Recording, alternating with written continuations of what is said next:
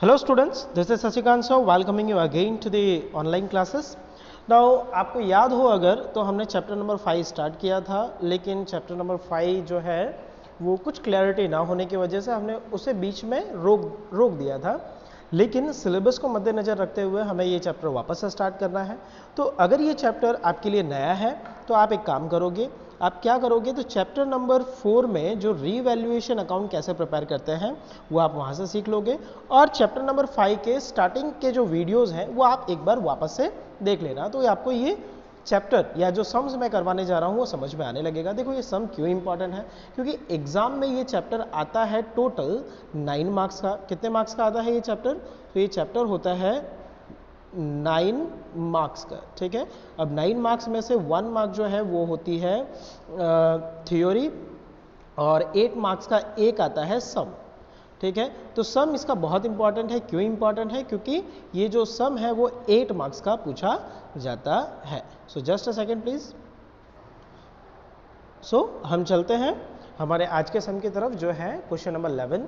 देखो question number 8, 9, 10 इनके separate videos जो है वो बना करके अपलोड कर दिए गए हैं। आप प्लेलिस्ट में जा करके चैप्टर नंबर 5 की प्लेलिस्ट ओपन करोगे तो आपको उसमें दिख जाएगा। नाउ आज हम देखने वाले हैं question number 11। So question number 11 क्या कहता है? So Prerna and Piyush, so Prerna and Piyush are partners in a firm sharing profit and loss in the ratio of their capital. तो कैपिटल रेशियो क्या होगा इनका?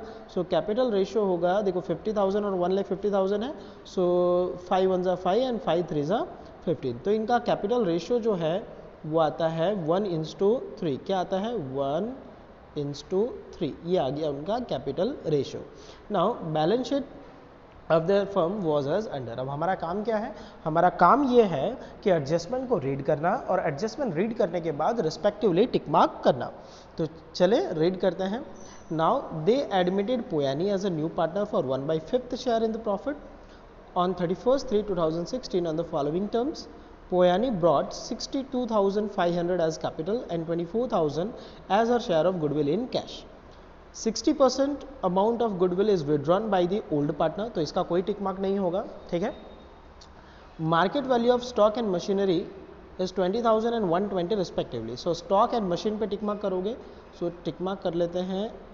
स्टॉक ये रहा और मशीनरी ये रहा, टिक मार्क किया। इसके बाद में अगला प्रोविजन फॉर बैड डेप्ट 10% and 2% discount reserve on debtor is to be made. So 10% bad डेप्ट and 2% discount reserve.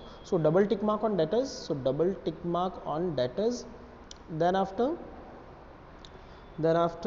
yes, creditor are to be paid rupees 30,000. So credit tick mark on creditor. So let's do the tick mark on creditor. Then value of building is to be increased by 15% and the value of furniture is to be increased by 20%. So building and furniture, do tick mark on building and furniture. So furniture and building, tick mark done. Then outstanding wages 460 is not recorded in the books, ये record कर लेंगे, इसका tick mark नहीं मिलेगा, ठीक है। From the above information prepare a necessary accounts and new balance sheet of the firm. तो किस तरह से अकाउंट प्रिपेयर करते हैं ये आपको ऑलरेडी पता है, लेकिन फिर भी आपको बता दूं, आपको एक 15 लाइन में प्रिपेयर करना है रिवैल्यूएशन अकाउंट। उसके नीचे आप प्रिपेयर करोगे पार्टनर्स कैपिटल अकाउंट, और पार्टनर्स कैपिटल अकाउंट के बाद आप प्रिपेयर करोगे cash oblique bank account and then balance sheet of the firm. Is that clear? तो देख लो, आपको सिर्फ ब्लैंक फॉर्मेट प्रिपेयर करना है, जैसे कि ये है revaluation account. So debit portion, credit portion, ये 50 अप्रॉक्सीमेटली 15 लाइंस का है। तो आपको ब्लैंक पोर्शन प्रिपेयर कर लेना है। Pause the video and prepare the accounts, ठीक है। और जैसा जैसा मैं आपको डायरेक्ट करता जाऊं, जैसा जैसा मैं गाइड करता जाऊं, वैसा वैसा आपको करना है। रिवैल्यूएशन अकाउंट, उसी के नीचे बन जाएगा पार्टनर्स कैपिटल अकाउंट। आप देख रहे हो एक ही पेज के 2 पोर्शन मैंने लिए हुए हैं। देन नेक्स्ट पेज पे cash and bank account and then after balance sheet of the firm. Is that clear? Now if it is clear then we should move to the sum, okay. तो करोगे क्या? सबसे पहले देखो, मैं क्या करूंगा, आपको 1 बाय 1 रीड करता जाऊंगा और उस पर परमानेंटली जो है कोई कलर जो है वो ऐड कर दूंगा, तो आपको पता चलेगा पहले किसकी इफेक्ट देनी है। तो सबसे पहले आप जैसे कि कैपिटल अकाउंट आपने प्रिपेयर कर लिया है इस तरह से, तो ये जो है ये PR मीन्स प्रेरणा, पोयाणी तो पूरा का पूरा लिखा हुआ नहीं, Piyush and P O means Poyani, okay, Prerna, Piyush and Poyani, okay. Now come to the liability portion first. तो लायबिलिटी पोर्शन में आते हो तो सबसे पहली चीज़ क्या दिखाई देती है, तो सबसे पहली चीज़ हमें जो है वो दिखाई दे रही है वो है, क्या है वो, सो वो है कैपिटल। सबसे पहले कैपिटल लिखेंगे, कैपिटल अकाउंट के क्रेडिट साइड में क्या लिखेंगे, बाय बैलेंस ब्रॉट डाउन। आप भी कैपिटल अकाउंट में जाओ क्रेडिट साइड में और लिखो बाय बैलेंस ब्रॉट डाउन, इस तरह से देखो, by balance brought down 50,000 in Prerna and Piyush 1,50,000। तो मैं इस तरह से क्या करूंगा, लाइन जो है वो ड्रॉ करता जाऊंगा। Is that clear? Okay, hope it's make sense. Okay, then move to the liability side again. Reserve fund, तो रिजर्व फंड जो है 30,000 वो डिस्ट्रीब्यूट होगा तो कौन से रेशियो में डिस्ट्रीब्यूट होगा, वो डिस्ट्रीब्यूट होगा 1:3 रेशियो में। सो 30,000 इन 1:3 रेशियो में अगर डिवाइड करोगे तो आता है कैपिटल अकाउंट के क्रेडिट साइड में लिखोगे बाय रिजर्व फंड, क्या लिखोगे, बाय रिजर्व फंड 1:3 में डिस्ट्रीब्यूट करोगे तो 7,500 for Prerna and 22,500 for the Piyush. Okay, then आप भी 1 बाय 1 इफेक्ट देते जाना, ठीक है, लाइन से करने मतलब जैसा जैसा मैं आपको डायरेक्ट करता जा रहा हूँ वैसा वैसा आप करते जाओगे तो ही समझ में आएगा, अदरवाइज समझ में नहीं आएगा। नाउ क्रेडिटर, सो क्रेडिटर पे टिक मार्क है, यस क्रेडिटर पे जो है वो टिक मार्क है, तो टिक मार्क है तो हम इनर कॉलम में लिखेंगे। तो देखो लायबिलिटी पोर्शन में चले जाओ, ये रहा लायबिलिटी पोर्शन। लायबिलिटी पोर्शन में मैंने लिखा ये क्रेडिटर 40,000 इन इनर कॉलम। ये नीचे वाली इफेक्ट हमने देनी नहीं है, जब मैं बताऊं तब आपको इफेक्ट देनी है। इसके बाद जो है वो आता है क्रेडिटर के बाद outstanding expense. So outstanding expenses 15,000, no tick mark is that. अगर कोई टिक मार्क नहीं है तो आप लायबिलिटी पोर्शन में डायरेक्टली लिख दोगे आउटस्टैंडिंग एक्सपेंस। इस तरह से आप लायबिलिटी साइड में अगर आते हो तो यहाँ आपको दिखेगा outstanding, OS means outstanding expense. Just a second, okay, या आपको दिखेगा आउटस्टैंडिंग एक्सपेंस, ये रहा 1500, क्लियर। इसके बाद आ जाओ लायबिलिटी पोर्शन। देखो लायबिलिटी का कैपिटल लिख दिया, रिजर्व फंड की इफेक्ट दे दी, क्रेडिटर लायबिलिटी पोर्शन में लिख दिया इनर कॉलम में, है ना, टिक मार्क हो तो इनर कॉलम में, ठीक है, टिक मार्क ना हो तो आउटर कॉलम में, आउटस्टैंडिंग एक्सपेंस लिख दिया 1500। अब क्या करोगे, अब आ जाओ एसेट पोर्शन में। अब एसेट पोर्शन में जो कोई भी नाम दिए हैं वो सब कुछ लिख दो, ठीक है, टिक मार्क हो तो इनर कॉलम में और टिक मार्क ना हो तो आउटर कॉलम में, ठीक है। अब डेटर पे डबल टिक मार्क है तो डेटर पे कम से कम आपको 4 लाइन या फिर 3 लाइन छोड़ना है। Single tick mark means 1 line, double tick mark means 3 line, okay. Then so building furniture machinery stock and debtor सारे के सारे इनर कॉलम में लिखे हैं या नहीं चेक कर लो। तो ये रहा एसेट पोर्शन। देखो पहले building in the inner column 90,000, आप भी इनर कॉलम में 90,000 लिख लो।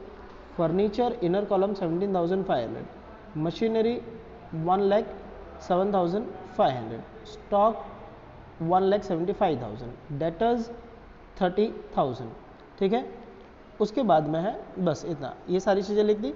उसके बाद में क्या करोगे, फिर वापस से एसेट साइड में चले जाओ, कुछ बाकी रह गया हो तो देखो कैश एंड बैंक, ये कैश एंड बैंक दिख रहा है तो हमने cash and bank account prepare किया हुआ है 8,250। तो कैश अकाउंट के डेबिट पोर्शन में जाके लिखोगे to balance brought down. So ये रहा कैश अकाउंट, कैश अकाउंट के डेबिट में जाकर के हमने लिखा to balance brought down 8250। Now इसके इफेक्ट हो गई। इसके बाद क्या बाकी रहता है, अकर्ड इनकम। तो क्या अकर्ड इनकम पे टिक मार्क है, नहीं है टिक मार्क, तो 750 directly outer column asset side. So asset side ये रहा एसेट, सो एसेट साइड में हम लिखेंगे accrued income 750। Is that clear? So hopefully you have got the point. Now हमने पूरा बैलेंस शीट जो है वो सॉल्व कर लिया है। देखो ये पूरा बैलेंस शीट हमने कैपिटल सॉल्व कर लिया, रिजर्व फंड लिख दिया, creditor, outstanding expense, building, furniture, machinery, stock, debtor, cash and bank की इफेक्ट हमने डेबिट साइड में दे दी of cash and bank account और अकर्ड इनकम। मतलब ये बैलेंस शीट पूरा हुआ। अब हम चलते हैं एडजस्टमेंट की तरफ। तो एडजस्टमेंट के लिए मैं कलर थोड़ा चेंज कर देता हूँ। जो ये रेड कलर से टिक मार्क किया था अब मैं उसे ब्लू कलर से उसका कलर चेंज करके मैं कर देता हूँ विजिबल कलर होगा या ब्लू जो है वो विजिबल होगा। चेक कर लेते हैं, हाँ ब्लू जो है वो विजिबल है। तो ब्लू कलर जो है वो एडजस्टमेंट के लिए। नाउ फर्स्ट पोयाणी brought 62,500 as capital and 24,000 as her share of goodwill in cash. तो इसको थोड़ी देर बाद सॉल्व करते हैं। पहले ये देखो, पोयानी ब्रॉड 62,500 एज कैपिटल। जब कैपिटल लेकर के आ रही है पोयानी, तो एंट्री क्या होती है? एंट्री होती है कैश अकाउंट डेबिट टू पोयानीज कैपिटल अकाउंट, टू पोयानीज कैपिटल अकाउंट। तो कैश अकाउंट के डेबिट में और पोयानी के क्रेडिट में। तो चलो कैश अकाउंट में, तो कैश अकाउंट में अगर चले हम, तो कैश अकाउंट ये रहा कैश अकाउंट। आप कैश अकाउंट में देखो, टू पोयानीज कैपिटल अकाउंट 62500, और ये सेम अमाउंट आपको कैपिटल अकाउंट के क्रेडिट साइड में देखने को मिलेगी। ठीक है, क्या लिखा होगा वहाँ पर? By cash account 62500। Is that clear? Okay, now move to the next. अब कैश लेकर आ रही है goodwill and are share of goodwill in cash. तो जो कैश गुडविल आता है उसे कहते हैं प्रीमियम फॉर गुडविल। क्या कहते हैं? Premium for goodwill. क्या कहते हैं? Premium for goodwill. ये प्रीमियम फॉर गुडविल जो है ओल्ड पार्टनर डिस्ट्रीब्यूट करते हैं सैक्रिफाइस रेशियो में। कौन से रेशियो में? सैक्रिफाइस रेशियो में। तो पहले चलते हैं, प्रीमियम फॉर गुडविल की एक इफेक्ट आएगी कैश अकाउंट में। तो कैश अकाउंट में देखो 24,000 की इफेक्ट है। ये रहा कैश अकाउंट, यहाँ देखिए आप to premium for goodwill account 24,000। आप भी साथ साथ में एंट्री करते जाना। ये 24,000 डिस्ट्रीब्यूट कौन से रेशियो में होगा? तो ये डिस्ट्रीब्यूट होगा सैक्रिफाइस रेशियो में। तो सैक्रिफाइस रेशियो हमें फाइंड करना होता है। तो क्या सैक्रिफाइस रेशियो यहाँ पर फाइंड किया जा सकता है? क्या न्यू रेशियो दिया हुआ है? तो हमने सारे एडजस्टमेंट रीड किए थे, कहीं पे भी न्यू रेशियो दिया हुआ नहीं था। तो एक नोट याद रखना हमेशा के लिए कि जब भी ओल्ड रेशियो दिया हो और शेयर ऑफ न्यू पार्टनर दिया हो, सिर्फ ये दो इंफॉर्मेशन ही हो, only when that two information is given, then your old ratio will be sacrifice ratio. Your old ratio will be what? Sacrifice ratio. तो इनका old ratio क्या है? So old ratio है इनका 1:3. So 1:3 में 24,000 को डिस्ट्रीब्यूट कर देंगे। So 24,000 divided by 4 6,000, 6 into 1 6,000 and 6 into 3 18,000. So वो प्रीमियम फॉर गुडविल इनको मिल जाएगा by premium for goodwill account 6,000 and 18,000. So hopefully you are getting my point. देखो अगर स्टेप बाय स्टेप जाओगे तो आपको सब कुछ समझ में आता जाएगा। आगे है उसी में 60% cash, 60% amount of goodwill is withdrawn by the old partner. मतलब पार्टनर को जितना भी पैसा मिला प्रीमियम फॉर गुडविल का, उसका 60% वो लोगों ने विड्रॉ कर लिया। तो 60% कितना होगा? तो देखो इसे मिला है 6,000, 6,000 का 60% कितना होगा? 6 6 36, ये 3600, और 18,000 का 6% कितना होगा? 18 into 6, so that would be 108, सो 10,800। तो ये इन्होंने विड्रॉ किया, तो विड्रॉ किया तो डेबिट साइड में इफेक्ट आया, तो कैपिटल अकाउंट के डेबिट साइड में, तो कैश अकाउंट के कहाँ आएगा? तो कैश अकाउंट के जो है वो क्रेडिट साइड में इफेक्ट आएगी। तो देखिए टू कैश अकाउंट 3600 एंड 10800, और कैश अकाउंट के आप क्रेडिट में चले जाओगे by Prerna's capital account 3600, by Piyush capital account 10800। Is that clear? Now the next adjustment. So next adjustment अगर आप रीड करते हो तो market value of stock and machinery is 20,000 and 1,20,000 respectively.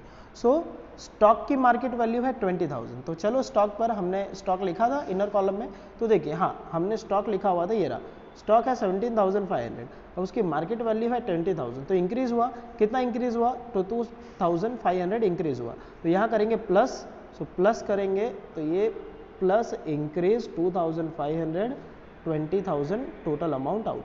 ठीक है, टोटल अमाउंट आ जाती है 20,000। तो ये अंडरलाइन ही करना ज़्यादा बेटर रहेगा। 20,000 आ गई अमाउंट। ठीक है, ये स्टॉक की इफेक्ट हुई। अभी दूसरी इफेक्ट बाकी है, और दूसरी इफेक्ट बाकी है। तो आप देखो प्रॉफिट हुआ, स्टॉक की प्राइस इंक्रीज हुई, प्रॉफिट है। सो प्रॉफिट है तो रिवैल्यूएशन अकाउंट के डेबिट में आएगा या क्रेडिट में? सो रिवैल्यूएशन का अकाउंट के ये आएगा क्रेडिट में। कहाँ आएगा? क्रेडिट में। तो रिवैल्यूएशन अकाउंट पे चलो, ये रहा रिवैल्यूएशन अकाउंट। रिवैल्यूएशन अकाउंट में देखो क्या स्टॉक क्रेडिट में है? By stock account 2,500 credit, yes it is. फिर स्टॉक के बाद क्या था? मशीनरी। सो मशीनरी की वैल्यू कितनी है? 1,20,000। चलो इनर कॉलम में हमने कितना लिखा है? मशीन। सो मशीन हमने लिख रखा है, ये आप देखोगे तो मशीन लिखा हुआ है हमने 1,07,500, 1,07,500, उसकी मार्केट वैल्यू कितनी आई, तो उसकी मार्केट वैल्यू है 1,20,000, इंक्रीज कितना हुआ 12,500 इंक्रीज। सो ये इंक्रीज हुआ तो फिर से प्रॉफिट, तो प्रॉफिट हुआ तो रिवैल्यूएशन अकाउंट के क्रेडिट में इफेक्ट मिलेगी आपको। ये रहा रिवैल्यूएशन अकाउंट, चले जाओ और यहाँ लिखो बाय मशीन अकाउंट 12,500, क्लियर। इसके बाद में है प्रोविजन फॉर बैड डेप्ट 10% and 2% discount reserve. Okay, so debtors ये रहे, डेटर्स हमारे डेटर्स ये रहे डेटर्स। सो डेटर्स हमारे दिए हुए हैं 30,000 का 10% करोगे तो बैड डेप्ट आता है 3,000 और बचा फिर अमाउंट माइनस करते हैं तो बचता है 27,000। 27,000 में आप BDR रखते हो 2% जो कि है 540। इस तरह से माइनस करने पर फाइनल वैल्यू हमारी आ जाती है 26,460, 26,460। अब BDR और बैड डेप्ट हो गया 3,000 और BDR हो गया 540।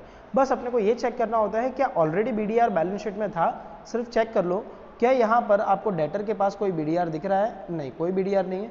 क्या लायबिलिटी साइड में कोई BDR है, नहीं, यहाँ पे भी कोई BDR नहीं है। तो पूरी इफेक्ट जो है वो रिवैल्यूएशन के डेबिट साइड में जाएगी। तो रिवैल्यूएशन के डेबिट साइड में आ जाओ, to BDR account 3,000, to bad डेप्ट account 3,000 and to BDR 540 rupees. इसके बाद का हमारा एडजस्टमेंट है creditors are to be paid 30,000। Creditor कितने पे करना है, so creditors are to be paid 30,000। तो चलो लाइबिलिटी पोर्शन में हमने क्रेडिटर इनर कॉलम में लिखा हुआ था, ये रहा क्रेडिटर, देखो तो क्रेडिटर हमें दिए हुए हैं 40,000, हमको पे करना है 30,000, तो लेस हो गया, कम हो गया, कितना कम हो गया 10,000, तो 10,000 आप माइनस कर दोगे अंदर से। सो 10,000 माइनस कर दें तो बचता है 30,000, सो लेस 10,000, रिमेनिंग बैलेंस 30,000। अब बताओ क्रेडिटर 10,000 कम हो गए तो प्रॉफिट या लॉस, सो प्रॉफिट है तो रिवैल्यूएशन अकाउंट के क्रेडिट साइड में इफेक्ट आएगी। ये रहा रिवैल्यूएशन अकाउंट, क्रेडिट साइड में देखिए बाय क्रेडिटर्स अकाउंट 10,000, ठीक है।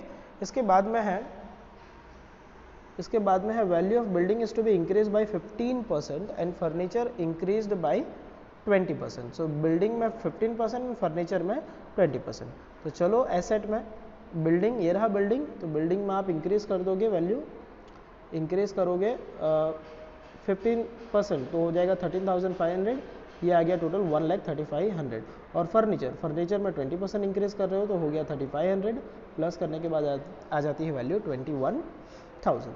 अब ये जो 13,500 और 3,500 ये प्रॉफिट है तो रिवैल्यूएशन अकाउंट के क्रेडिट में इफेक्ट आएगी। ये देखिए revaluation account by building 13,500, bye furniture account 3,500 rupees. इसके बाद में अगला और लास्ट एडजस्टमेंट है outstanding wages 460 is not recorded in the books. तो रिकॉर्ड करेंगे, देखो वेजेस पे करना है, एक्सपेंस के इनकम तो एक्सपेंस है, एक्सपेंस होगी रिवैल्यूएशन के डेबिट में। तो रिवैल्यूएशन के डेबिट में देखो टू आउटस्टैंडिंग वेजेस अकाउंट 460 और ये लायबिलिटी में इसकी इफेक्ट एक आएगी। सो ये रही लायबिलिटी में आप देखिए outstanding wages account 460। So hopefully देखो सभी पे कलर हो गया, मतलब सारी इफेक्ट हमने दे दी। अब आपको करना क्या है, अब आपको अकाउंट जो है वो क्लोज करना है। तो देखो अकाउंट क्लोज कैसे करना है, क्रेडिट साइड का टोटल मुझे ज़्यादा लग रहा है तो क्रेडिट साइड का टोटल कंप्लीट आता है 42,000। ये 42,000 में से आप इतना माइनस करोगे, -3,000 -540 एंड -460, तो अमाउंट आती है 38,000। ये 38,000 डिस्ट्रीब्यूट हो जाएगा हमारा ओल्ड रेशियो जो कि है 1:3। तो 1:3 में हम डिस्ट्रीब्यूट करेंगे तो प्रेरणा को मिलता है 9,500 एंड पीयूष विल गेट 28,500। इसकी इफेक्ट आएगी कैपिटल अकाउंट के क्रेडिट में। तो कैपिटल अकाउंट के क्रेडिट में देखिए आप bye revaluation account 9,500 and 28,500।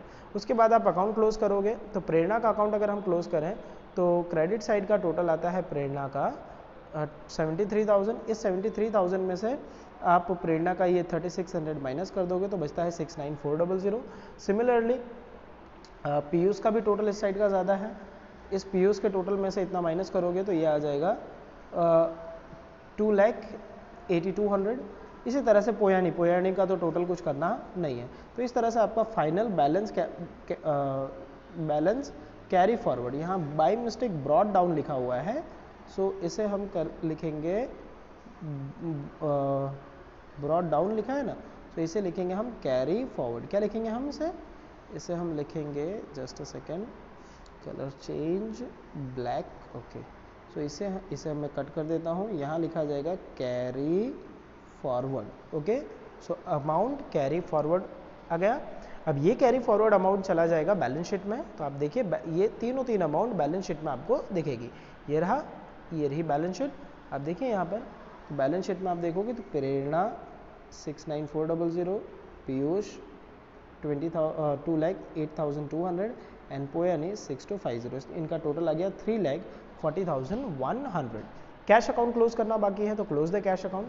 Cash account close करोगे तो इस साइड का टोटल हमेशा कैश अकाउंट का ज़्यादा आता है, और इस टोटल में से आप इतना माइनस करोगे तो ये बचा 80,350। सो ये 80,350 चला जाएगा एसेट साइड में। तो एसेट साइड में देखिए क्या कैश 80,350 है, तो आप देख सकते हो यहाँ पर यस ये है, ठीक है।